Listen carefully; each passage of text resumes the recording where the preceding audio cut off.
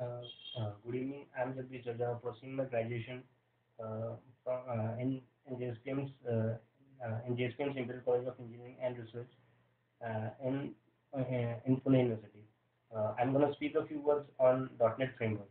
Okay, framework actually means it is a set of components, configuration files, and documentation, and similar other items which are bundled together.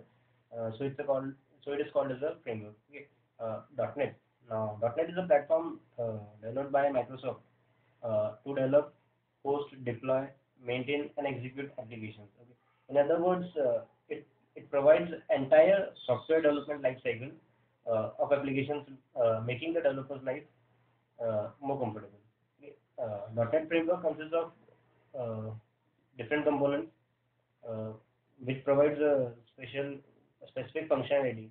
These components can be differentiated like .NET compatible languages, common language specification, framework class library, uh, common language CLR, common language runtime. Last but not the least, Microsoft Visual Studio.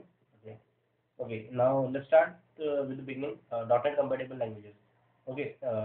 .NET language supported by .NET are VB.NET, C Sharp, J Sharp, Managed C++. There are other languages like Python, Smalltalk, Perl, etc. are also targeted toward .NET framework, uh, which are built compliant to the .NET the CLS, Common Language System. Okay, there are more than 40 languages which support .NET framework. Okay, now the next topic is Common Language Specification. Okay, CLS defines some rules for all compilers to generate managed code of for .NET application. Okay, a component for example, a component which is developed in .NET application created in any of the languages can be used by other languages in .NET framework. Okay, which satisfies the CLS. Okay, there are some rules which need to be followed. There are some rules which need to be followed while a language these rules can be classified as like new keyword should be used each and every time, which means that class will be there and we have to create an object of that class, and that object will be used each and everywhere. And the array should start from the array should start from zero instead, like in VB the array is starting from one and ending and going till n, and in C sharp the array starts from zero and end array starts from zero and end till n minus one. So like if we are connecting VB and C sharp together, then in VB the array should start from zero and go till n minus one. Okay, and multiple inheritance is avoided in the .NET framework because of the diamond problem which was created in C++. And it also support the CLS also has subset of CTS, that is common type system, in which it has got two data types, that is value types and reference types.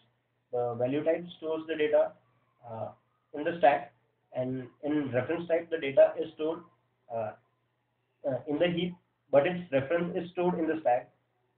So means if the data is in the form of object or any in the form of object, it can be stored on stack. Sorry, in the heap, and its reference is stored on the stack. Okay. Now framework class library. Okay.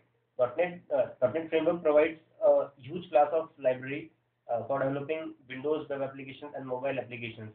Okay. In framework class library, classes are arranged in a logical hierarchy. The system is the root class, and they are called as namespace. Now, CLR, Common Language Runtime. CLR is the execution engine for .NET application.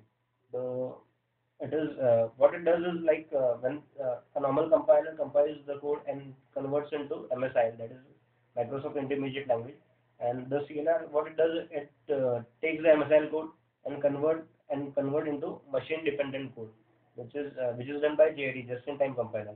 The services provided by the CLR are automatic memory management, that is done by garbage collector, Interoperability, like as I said, between VB and C Sharp, both of them can be connected together. Exception handling is also done by CLR only. Okay. Last but not the least, we have Visual Studio.NET. It is an IDE which provides application templates to develop .NET application.